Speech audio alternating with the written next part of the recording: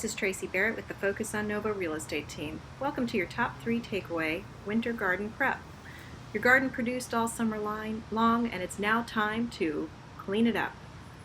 First, you're going to need to get rid of the dead debris. Take time to pull out anything that is dead. Be sure to remove anything that is unhealthy or infested with any type of mites. From there, you can take that and compost any of the healthy debris so that you have a wonderful, rich soil come next spring. Any of the infested items should be thrown out.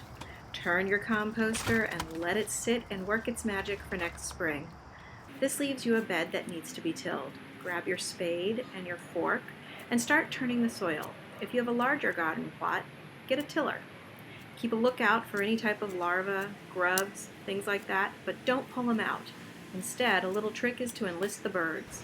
Keep your aster heads, like black-eyed Susans and coneflowers, and keep them around for their seeds. It's like bait and a smorgasbord for your wonderful birdie friends to help eat up those protein-rich larvae.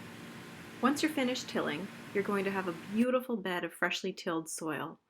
Lay down your mulch and let your garden take a long winter's nap. Thanks so much for listening to our top 3 takeaway.